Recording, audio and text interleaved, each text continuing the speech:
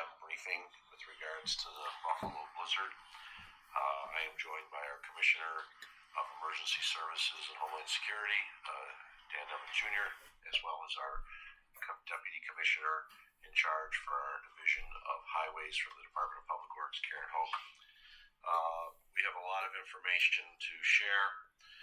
The snow band, of course, has moved into southern Erie County, including ski country. It is snowing at a fairly heavily rate, and it is expected to continue all day. Conditions will be very difficult in the snowband areas.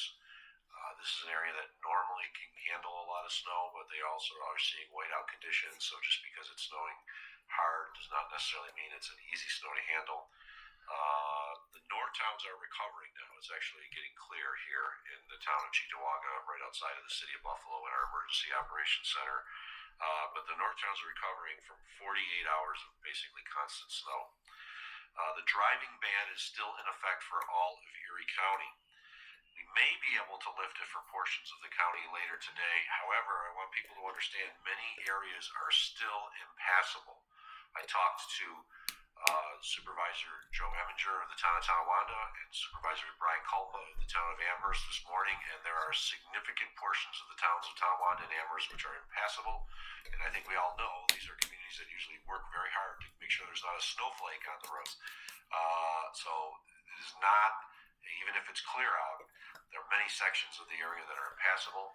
I was actually able to leave the operations center last night and head not to my house because I was impassable getting into the city, but I was able to go to family in the south towns, and the roads were pretty good last night. And then the snow band went through again, and another 8 to 10 inches fell, and it's drifting. So areas that were clear as of 7 o'clock last night are still now very much under snow again. So the driving ban is still in effect. It may look great where you are, but I know there's a lot of people who are realizing that they're not going anywhere because of the conditions and basically 48 hours of straight snow. Power outages. National Grid still has significant outages in the county. As of approximately 20 minutes ago, it was over 26,000 in the county, with more than 20,000 in the city of Buffalo. I talked to National Grid Regional President Ken Kujawa this morning. We've been working with National Grid to assist them to get to locations where there are power outages. Part of the problem and why there's so many significant outages and they haven't been able to change and address that is that there are substations that are snowed in and frozen. Not the usual just power lines down. There are power lines down. The problem is they can get the power lines up, but there are substations that are inoperable that need major repair. So there are strike teams between New York State, the city of Buffalo, and Erie County that are assisting National Grid to get to these specific substations, some of which have been snowed under and, as I said, are frozen. So it is not likely that in some of those areas power will be restored today. It is possible that in some of these areas power will not be able to be restored until at the earliest tomorrow. I know that this is not the news that people wanted to hear, especially on Christmas Day. It is not the news I wanted to hear. But they were finally able to get into these areas to determine and get situational awareness of what was going on, and found out that it's not just power lines down, even though there's a lot of that. It actually is substations are frozen, and they now need to bring in equipment to repair the substations to get them back online. National Grid is not the only one that Erie County is assisting. We're assisting AMR to get unstuck and put back in operation 11 ambulances in Buffalo and the North Towns. Ambulances that had to be abandoned during the storm because they got stuck. And the conditions were so bad. We have a report through one of our contacts associated with the Buffalo Fire Department that the Buffalo Fire Department historian says this was the first time in Buffalo fire history that they were unable to respond to calls. I want to remind everybody, there was a period, hours straight, in which we could not send out emergency service crews. We could not send out Department of Public Works crews because it was too dangerous. For those who may not have been in the blizzard zone and are wondering what the heck is going on, you need to understand it's like putting in front of you a sheet of white paper and just keeping it there for hours and hours and hours on end, because that's what it was like. It was just complete whiteouts for hours and hours on end. Thankfully, the snow has stopped. It has moved south. It now gives us an opportunity to get in there, working with our partners to help clear out streets, get into these situations where substations need to be repaired so that power can be restored. It was bad, is the best way to put it. It was as bad as anyone has ever seen it. I've been in contact with the Biden administration this morning. I'm hoping to have a major disaster.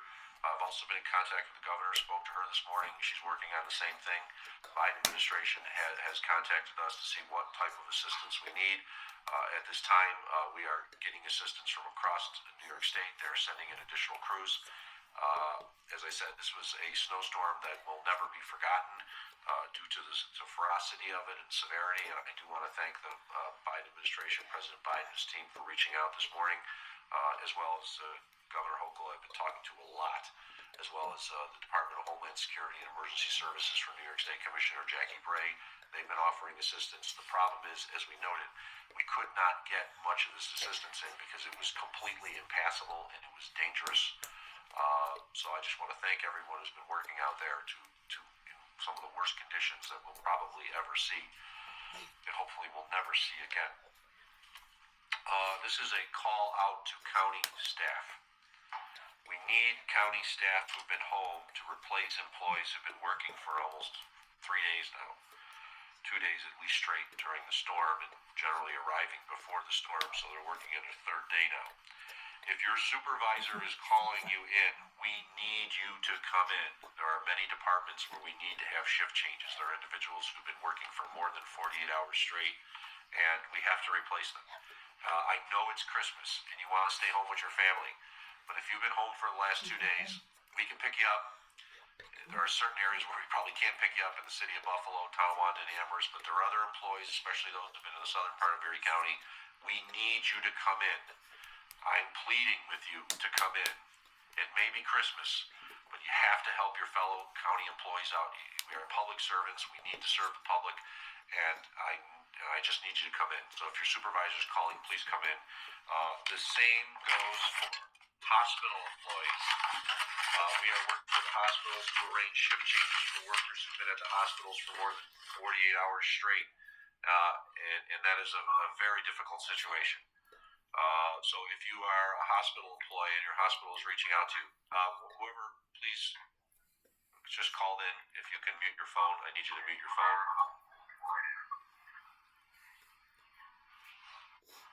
Thank you for muting your phone. We are working with the strike teams from New York State, as well as from the National Guard and Erie County to get pick up people from the hospital. But we ask you also, if you've been home for 2 days, please replace the fellow employees who've been working for almost nonstop 48 hours at the hospitals. I'll turn it over to our Homeland Security Emergency Service Commissioner, Dan Neverett, to talk a little bit more about that, as well as the other operations that are going on. Thanks, Mark. Merry Christmas, everyone. Today is the major coordination day. Today's the day when we are going to try and pull everything together. We've had the resources in place, unfortunately, with the wind and all of the extreme weather conditions. A lot of the resources, such as the utilities, haven't really been able to get out and do what they need to do. So today's the day when we tighten everything up. The utility crews are already on their way out.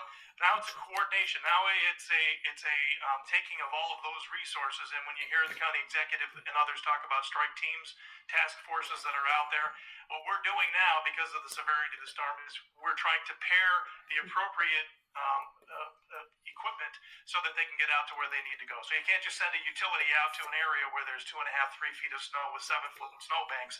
They have to be able to get there. So it's a matter of working with our Department of Public Works, with all of the emergency first responders, the emergency managers from the communities. So today's the day when it all comes together that we can get out there and get done what we really need to get done, which is get everybody re-energized in more ways than one, but also that big coordination. So today we will be sending out with these utility crews more of the high lifts, more of the plows, emergency first responders as they're going out. We have more and more resources coming in, courtesy of the state, courtesy of the county subcontractors. So that's really what it's all about today. It's not really a very glamorous description of what's going on, but finally, thanks to the winds dying down and the temperatures moderating slightly and the snow moving to the areas where it's supposed to be, today's the day when we're actually going to get those things done.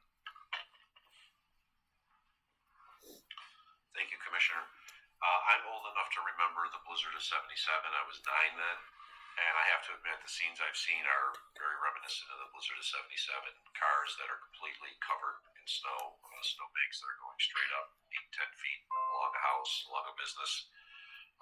It has been a very, very trying situation, and the ones who've been in some ways at the lead are Department of Public Works, trying to clear the roads. I want to thank everyone who's been working nonstop, Department of Public Works, contractors for all of the various agencies locally.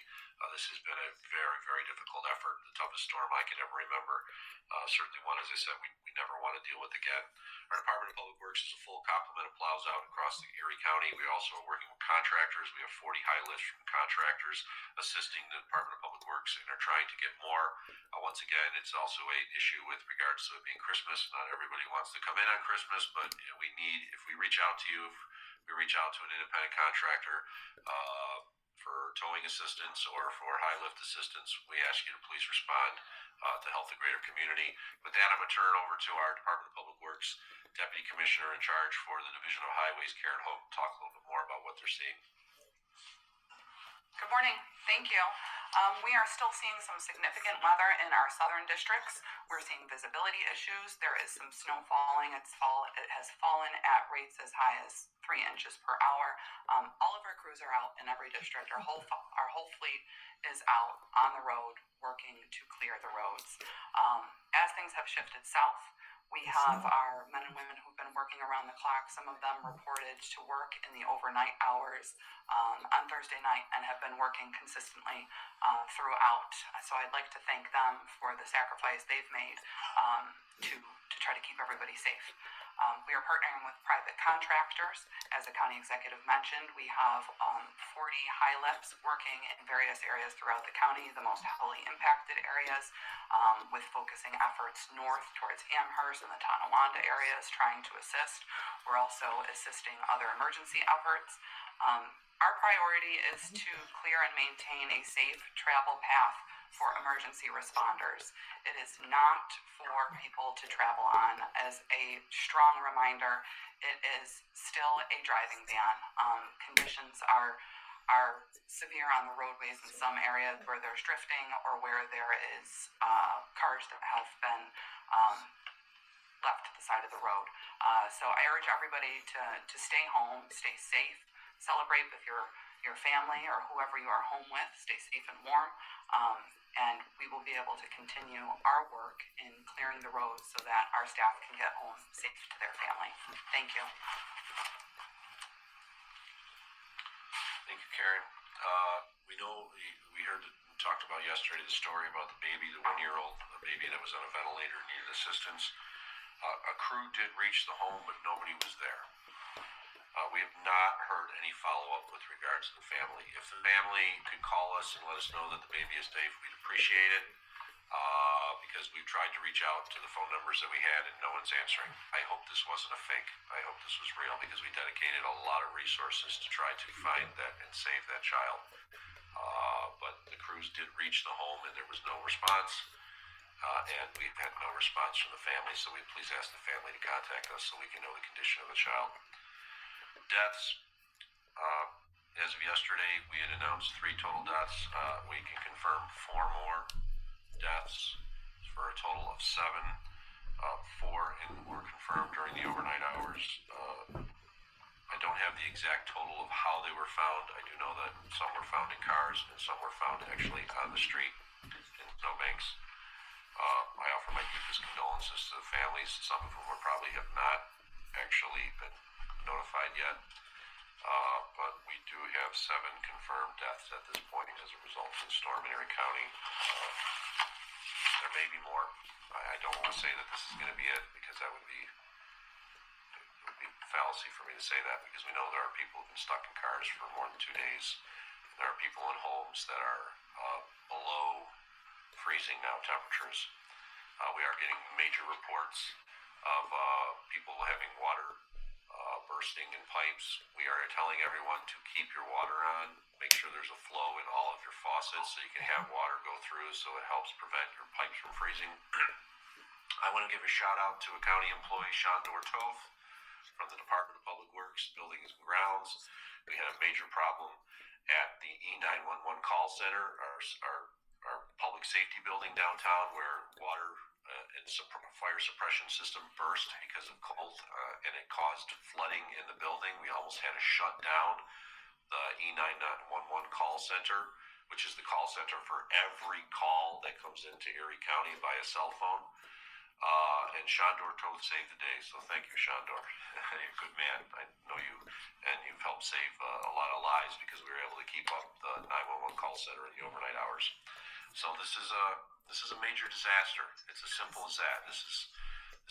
We've had other storms. The storm just 4 weeks ago that dumped 7 feet of snow on the south towns. They do not match up to this. This is horrible. This is a major disaster that in some ways may turn out to be worse than the blizzard of 77 was. Thankfully, we do not have 3 days of snow like the blizzard of 77 did. We have basically 2 days of snow. But the blinding conditions still exist. Even when I was driving in, there was no snow falling where I was driving in from this morning. However, there were whiteout conditions at various times just from the blowing snow. Winds have subsided. That's helpful. And it allows us to get in there and do rescue and recovery missions that we have not been able to do. So once again, I want to wish everyone a very Merry Christmas that celebrates. This is not the Christmas that we wanted. It will be a Christmas that we remember. And for those who've lost a loved one, I offer my deepest condolences for what is truly going to be one of the most horrible situations you can face during any holiday season. With that, we'll open up to questions. I will call the media one by one, and we'll start with Kevin Jolly from Fox 29. He was the first on. Do you have any questions, Kevin? If you could, just unmute your phone. No, I'm okay, Penny. Executive of Business List. Okay, thanks, Kevin. I have Mark Summer from the Buffalo News. Do you have any questions, Yeah, Mark? hi, Mark. Can you talk about the plans for evacuations? We know there have been people who, as you pointed out, have been in their homes freezing temperatures for 2 days now, going on to a third, perhaps, and as well as the people who remain stranded in cars. What's the plan there? Well, our first priority is to assist individuals who've been stranded in cars. The strike team rescue missions are going out doing that.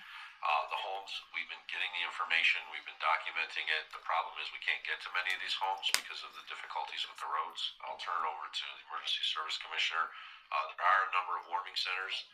2 warming centers in the city of Buffalo had been shut down because they lost power themselves. But there are warming centers across the county that we've been assisting with regards to providing resources to. And for those that are in homes, I just feel very sorry and sad right now because I know we'd like to be able to get you out, but we just still can't get into some of these neighborhoods because of how bad the situation is.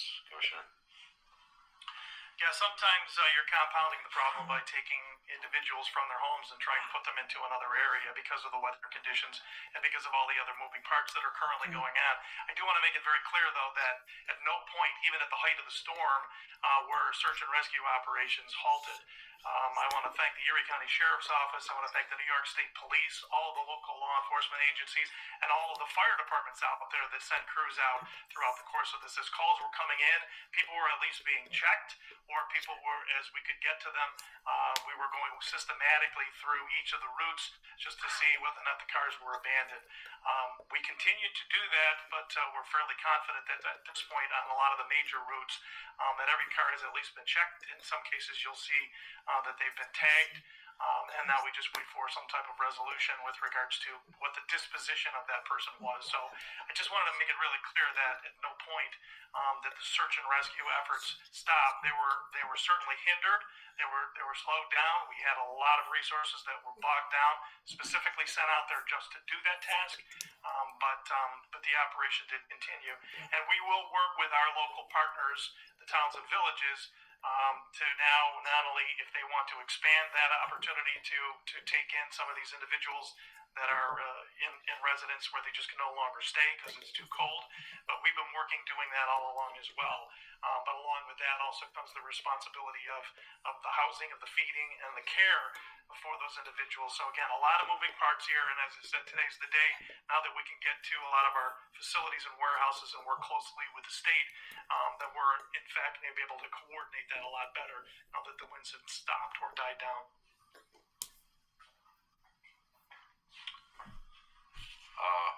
Tom Puckett of WBEN. Do you have any questions, Tom? Just unmute your phone. Mark, some independent contractor plow drivers are wondering if they are plowing driveways or independent contractors to get to their assignments, are they exempt from that driving ban? At this point, we'd like the independent contractors to help us clear roads too. We do not have an objection to them opening up locations so that we can get to people.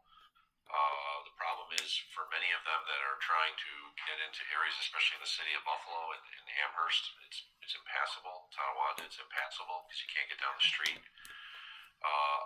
If they actually are an independent contractor, they have the lights on their equipment, we're not going to ticket them.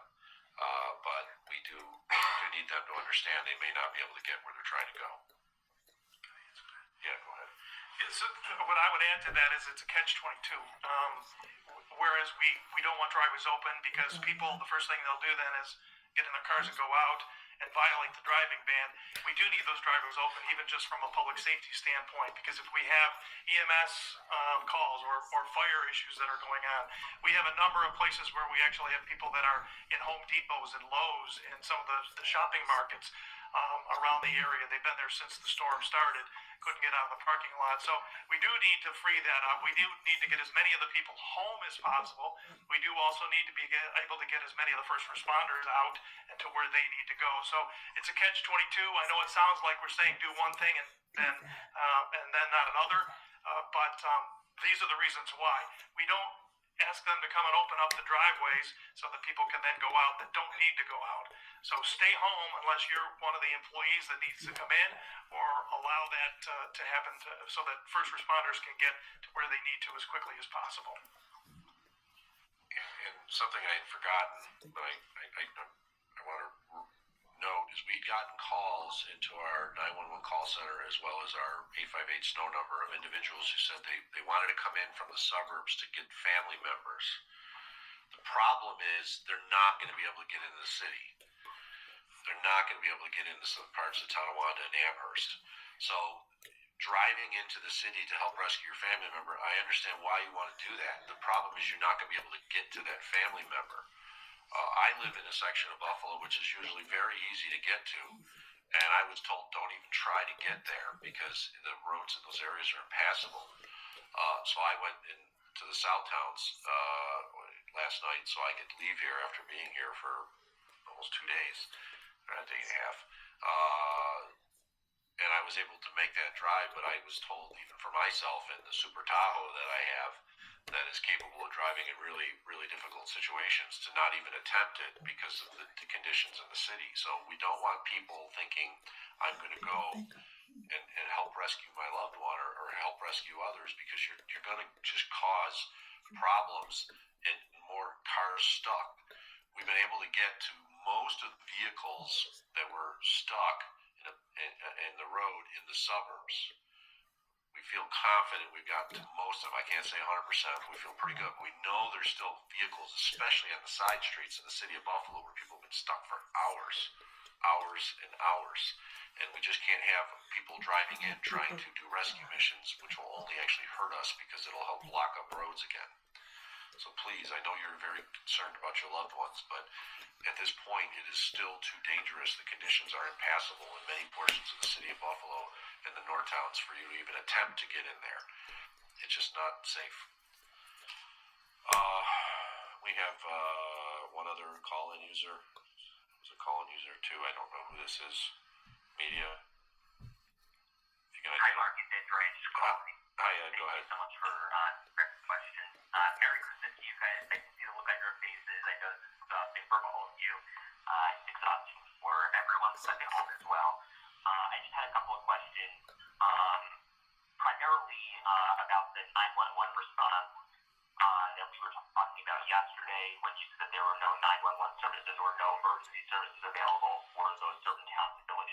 provide an update in that situation? Yeah, we were trying to get back up. There are services available. Buffalo Fire has had its vehicles or in the process of having vehicles towed and cleared up. Same with AMR, the ambulance service. The county is assisting them to unstuck 11 vehicles. They have been able to get replacement crews in and some of the BFD as well as AMR and BPD. It's not like we want it to be because there are still roads that are passable, but the service has been restored to a point where we are responding to emergency situations in these areas where we could not. And the reason we could not is not because we didn't want to, it's because it was just horrible. It was impossible to travel. As the commissioner noted, they were still trying to respond to these situations, but at one point, 2/3 of the vehicles and apparatus that was sent out in the affected area was getting stuck. And we had to save firemen, to save police officers, to save EMTs. They had to leave their vehicles and go to a place where they could at least be out of the elements. I'll turn it back over to the commissioner to talk more, but the effort has responded or been restored, but that does not mean you're going to get an immediate response in some situations just because of the difficulty of traversing the ground. Yeah, and I think just to follow up on that, just very briefly, the main goal of all of the highway departments of the task force that are out there are to get resources now to where they need to go. In the case of the fire service, law enforcement, or EMS, we are opening up those primary lanes as much as we possibly can, and then the secondary routes, so that they can be utilized, hopefully exclusively, to be able to respond to those 911 calls. Not for people to be able to respond to go from point A to point B because they haven't visited somebody in a few days. So, that's our primary goal, is to open that up. We've had a lot more success over the last probably 12 to 15 hours as the snow and the wind diminished in areas. Now we can get out there and we can start that overall cleanup. But our number one priority is getting a primary route to and from hospitals from some of the main communities so that there's not these extensive delays and or vehicles getting hung up in the snowbanks. Mark, finally, this morning, I'm wondering, just based on some people who sent me questions and comments on Facebook and Twitter, and I hate to even ask this question, knowing how hard you guys have worked, should there have been more of an effort to mobilize some crews before the storm hit, knowing how difficult it would have been for crews to get here during the storm, whether it be National Grid crews or National Guard, other crews from across the state to come to Erie County, Buffalo, Western New York? Well, it's a fair question. I think part of the problem was that crews were mobilized. They just couldn't get anywhere. As we said, it was not an issue of not. Grid has had crews here. We actually had to assist National Grid this morning dig out hotels where their crews were stuck. They're not supposed to work 48 hours in a row. So if they change over, they brought people in, they put them in hotels, and then the hotels got snowed under. I think what we're dealing with is, I hope, only a once-in-a-lifetime snowstorm. As I say, I remember the blizzard of '77, and it was a week-long event, 3 days of snow, and it took almost a week to recover, more than that. This is a comparable snowstorm, and I'm hoping it isn't worse than the blizzard of '77, but the ferocity it was with the winds. We didn't have as strong winds in the blizzard of '77 for as long a period as we did during this snowstorm. This blizzard, I shouldn't say snowstorm, this was a blizzard with a capital B. The county had its resources out, but as we noted, during the height of the storm, we had to pull our trucks off the road because it was too dangerous for our trucks to go because they had no idea where they were going. They couldn't see the turns. They couldn't see where they were going. The same was for the emergency personnel.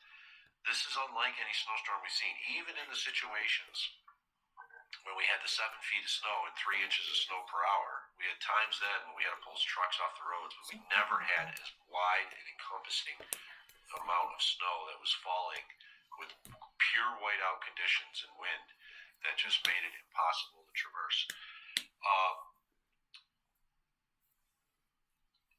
We could have had another 1,000 pieces of equipment and staff, and it wouldn't have made a difference during those worst hours because they all would have been in the same position. They couldn't have gone anywhere. They would have gotten stuck. as we said, they were sending equipment out. 2/3 of the apparatus that got sent out in the city of Buffalo and Tonawanda, Amherst area during the height of the storm just got stuck. Last night, Chief Brizzolaro from the Sheriff's Office talked about how they made 50 rescues with a specialized team that is trained to handle snow emergencies, and many of those rescues were other first responders that were out in the field that got stuck. So I'd like to say, even if we had 1,000 pieces more of apparatus, I don't know if it would have made a difference because the conditions were so bad that nothing could go. We were sitting here at the operations center yesterday during the height of it until it finally stopped, and we were just commenting about we've never seen as horrendous a snowstorm and conditions like this, at least since the blizzard of '77. I remember being in my parents' house when I was 9 years old in the blizzard of '77. I thought it was really cool that I couldn't see across the street because it was so snowy. And it was like, yeah, it's cool. And then we go out and we build snow forts, but not knowing how horrible it was during those situations because I was 9 years old. My father remembers, my mother remembers. This is something that's comparable to it. And I wish we could have put more people out during the situation that we were dealing with, but it was just so difficult and it was life-threatening. And as we said, when the rescuers have to be rescued, I'm not certain what else we could have done. With that, we'll end the briefing. If you have any other additional questions, please send them to Kara Kane, who's our PIO at this moment. I'm going to try to get Kara home because Kara's been here for 3 days now, as a lot of our other staff. That's why, to the final thing to the Erie County employees that have been asked to come in, please come in. Please come in. We need you to replace workers who've been working for literally 3 days now. To everyone, I know this is not the Christmas we wanted. I do wish you a Merry Christmas. I once again offer my deepest condolences to those who may have lost a loved one in this once-in-a-lifetime storm. It is the blizzard of 2022, and it is something we will never forget. We are still in rescue operations. So I want people to understand, it may be clear where you are, but there's still rescue operations going on. We are still assisting the power company to hopefully get power back as quickly as possible. But when you have substations that are snowed under and frozen, they're not going to be able to get those on immediately. So I just want to wish everyone the best Christmas you possibly can have. Hug a loved one, hug a family member, give them a kiss, remember the Christmas spirit, but also to know that we're trying our best to get our community through this as quickly as possible. Thank you. Be safe and well.